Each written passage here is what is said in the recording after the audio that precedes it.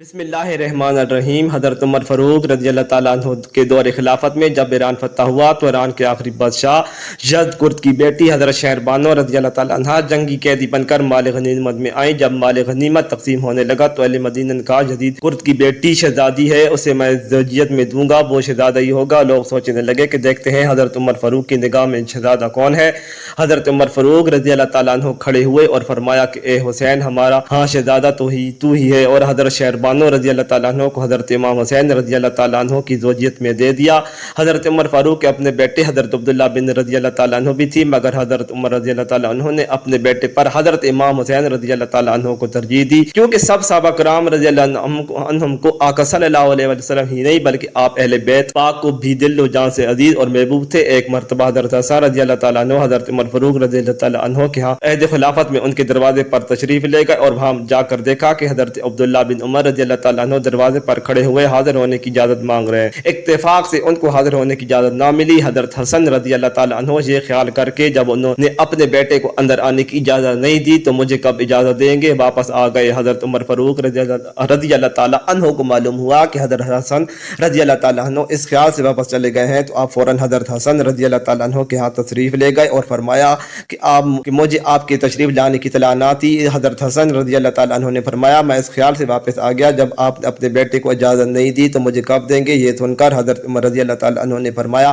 آپ جب تشریف لایا کریں تو بغیر اجازت کے آ جایا کریں۔ حضرت عمر فاروق بیت المال سے اپنے شہریوں کو جو وظیفے دیا کرتے تھے اس کے حوالے سے حضرت عمر اور حضرت امام حسین کا ایک دلچسپ واقعہ مورخین نے بیان کیا ہے، جس سے ان دو بزرگوں کے باہمی تعلقات اور محبت و ادب کا اندازہ کیا جا سکتا ہے۔ حضرت عمر نے وظائف میں درجہ بندی کرے کی تھی، جبکہ حضرت ابوبکر صدیق اس درجہ بندی اور گریڈ سسٹم کے قائل نہیں تھے اور بڑے چھوٹے یا فضیلت کا لحاظ کیے بغیر سب کو برابر وظیفے دیا کرتے تھے، مگر حضرت عمر درجہ بندی کر کے گریڈ سسٹم بنا دیا اور فضیلت کے حساب سے 5-6 درجے کر کے ان کے مطابق وظیفے دیا کرتے تھے۔ اسی تقسیم میں انہوں نے حضرت حسین کا وظیفہ اپنے بیٹے حضرت عبداللہ بن عمر سے زیادہ رکھا تھا، جبکہ گریڈ سسٹم کے حوالے سے وہ دونوں ایک ہی درجہ میں شمار ہوتے تھے۔ اس پر حضرت عبداللہ بن عمر نے اپنے والد محترم حضرت عمر فاروق سے ایک موقع پر شکوہ کیا کہ آپ مجھے حسین سے کم وظیفہ دیتے ہیں، حالانکہ ہم دونوں کو برابر وظیفہ ملنا چاہیے۔ روایت میں ہے حضرت عمر نے اس پر ناراضگی کا اظہار کیا اور فرمایا کہ تم حضرت حسین کے ساتھ برابری کی بات کیسے کر رہے ہو؟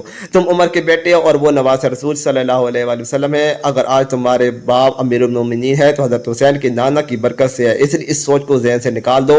حضرت حسن اور حضرت حسین حضور نبی کریم کے نواسے اور رسالت ماپ کی گوشت میں پرورش پانے والے بچے تھے، اور ان دونوں کی عظیم قربانی ہے۔ حضرت حسنین کریمین آپ صلی اللہ علیہ وآلہ وسلم سے بہت مانوس تھے، جب تک اپنے نانا جان رسول معظم صلی اللہ علیہ وآلہ وسلم کو دیکھ نہ لیتے چین نہ پاتے۔ حضور نبی کریم صلی اللہ علیہ وآلہ وسلم جہاں بھی ہوتے فوراً آپ کی خدمت میں پہنچ جاتے۔ ایک جمعہ کو حضور نبی کریم صلی اللہ علیہ وآلہ وسلم خطبہ ارشاد فرما رہے تھے کہ حضرت حسین اور حضرت حسن بھی گرتے پڑتے مسجد میں آ پہنچے۔ آپ نے انہیں دیکھا تو محبت غالب آ گئی اور فوراً ممبر سے اترے تھے اور دونوں حضرت سیدنا حسن حسین کو اٹھا کر اپنے ساتھ ممبر پر بٹھا لیا۔ ایک روز حضور صلی اللہ علیہ وآلہ وسلم حضرت حسن اور حضرت حسین کو مسجد میں لے گئے اور ان کو الگ بٹھا کر نماز پڑھنے لگے۔ جب حضور سجدے میں گئے تو حضرت سیدنا حسین اپنی جگہ سے اٹھے اور نانا جان رسول صلی اللہ علیہ وآلہ وسلم کی پیٹھ پر سوار ہو گئے۔ آپ صلی اللہ علیہ وآلہ وسلم نے اس وقت نہ سر اٹھایا جب تک وہ پشت مبارک سے اتر نہ گئے۔ اس طرح ایک مرتبہ حضور اقدس صلی اللہ علیہ وآلہ وسلم نماز میں مصروف تھے، حضرت سیدنا حسین تشریف لائے اور جب آپ صلی اللہ علیہ وآلہ وسلم سجدے میں گئے تو آپ صلی اللہ علیہ وآلہ وسلم کی گردن مبارک سے لپٹ گئے۔ آپ صلی اللہ علیہ وآلہ وسلم نے تھوڑی دیر تک فرمایا، مگر جب تک حضرت سیدنا حسین علیحدہ نہ ہوئے تو ایک ہاتھ کے ساتھ انہیں پکڑے رکھا تاکہ گر نہ جائے، اور اسی طرح ان کو پکڑے ہوئے قیام و رکوع فرماتے رہے۔ سیدنا حسین اپنے ہم جولوں کے ساتھ کھیل کود کرتے تھے۔ عرب کے بچے کبڈی کی قسم کا کھیل کھیلتے تھے جسے عاقب یا عقاب کہتے ہیں۔ آپ اس کھیل میں شریک ہوتے، بھاگ دوڑ میں بھی حصہ لیتے۔ ایک بار دو لڑکوں کا بھاگ دوڑ میں مقابلہ کر رہے تھے کہ حضرت سیدنا علی المرتضیٰ کرم اللہ وجہ کریم نے روک لیا۔ آپ نے عرض کی ابا جان آپ ہمیں اس لیے روک رہے ہیں کہ ہم اللہ کے سپاہی نہ بن سکے۔ امیر المومنین حضرت علی المرتضیٰ مسکرا کر خاموش ہو گئے اور انہیں دوڑنے کی اجازت دے دی۔ اس طرح آپ بچوں میں کھیل رہے تھے اور کشتی لڑنے کا مشغلہ ہو رہا تھا۔ آپ نے چند بچوں کو کئی دفعہ بچھاڑ دیا اور حضرت صلی اللہ علیہ وسلم بھی یہ منظر دیکھ رہے تھے۔ جب کھیل ختم ہوا حضور صلی اللہ علیہ وسلم نے قریب جا کر हज़रत सैयदना हुसैन को उठा लिया और फरमाया, ये शुजा इब्न शुजा बहादुर बेटा होगा। अलगर्द हज़रत सैयदना हुसैन के खेल आम तौर पर सिपाहियाना और मुजाहिदाना हुआ करते थे, जिससे फौजी कुव्वत और मुजाहिदाना स्पिरिट पैदा हुआ करते थे, जिससे आप गुलेल से भी निशाना लगाया करते थे और इसी मशगले से बड़े होकर आपको तीर अंदाजी का माहिर बना दिया। ये भी रवायत है कि हज़रत सैयदना हुसैन ने लकड़ी की एक तलवार बनाई हुई थी, जिससे तेग जनी की मशक किया करते थे। और हक़ तो ये है कि हज़रत सैयदना हुसैन की यही वो मुशागिल थे जिन्हें इख्तियार करने से आप बड़े होकर मुजाहिद आज़म बने। तलवार की धनी के लाए हज़रत हसन की कुर्बानी यह है कि उन्होंने उम्मत में इबादत पैदा करने के लिए इक़्तिदार और हुकूमत से दस्तबरदारी इख्तियार की। वो जब हज़रत अली की शहादत के बाद खलीफा बने तो उस वक्त कैफियत ये थी कि उनके पास उसके मुकाबिल हज़रत अमीर माविया के पास बड़ी बड़ी फ़ौजें थीं। दोनों तरफ लड़ाई का जज्बा मौजूद था और जंग के इम्कानात दिन ब दिन बढ़ते जा रहे थे। हज़रत अमीर माविया ने हज़रत हसन को सुलह का पैगाम भेजा और पेशकश की कि वो जो शुराइत भी आयद करेंगे वो मंजूर कर ली जाएंगे। इधर हज़रत हसन रज़ी अल्लाह ताला अन्हु भी कमाल दानिशमंदी से काम लिया और मुनासिब शराइत मनवाने के बाद हज़रत अमीर माविया के हाथ पर बैत करके टूटी हुई हिम्मत को जोड़ दिया और अपने नाना हजूर नबी करीम सल्लल्लाहु अलैहि वसल्लम की पेशगोई पूरी कर दी। हदीस है कि अन हज़रत ने एक मौका पर जुम्मतुल मुबारक के खुतबा के दौरान अपने नवासे को गोद में लेकर ये इरशाद फरमाया था, मेरा ये बेटा सरदार है, उसके ज़रिए अल्लाह ताला मुसलमानों के दो बड़े ग्रोहों के दरमियान सुलह कराएंगे।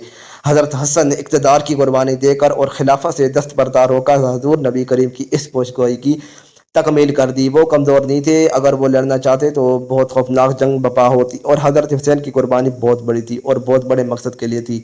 उन्होंने सिर्फ जान का नजराना पेश नहीं किया बल्कि अपना ख़ानदान ज़िबा करा दिया। लेकिन उन्होंने ऐसा क्यों किया? इसलिए कि वो यजीद को इस मनसब का अहल नहीं समझते थे जिस पर से पहले हज़रत अबू बकर, हज़रत उमर, हज़रत उस्मान रज़ी अल्लाह ताला अन्हु, हज़रत अली और हज़रत मुआविया फ़ायद रह चुके थे। हज़रत इमाम हुसैन खिलाफत के इस मेयार को कायम रखना चाहते थे और इसी के लिए मैदान में आए थे, हत्ता कि उन्हें अपने ख़ानदान समेत जाम शहादत नोश करना पड़ा।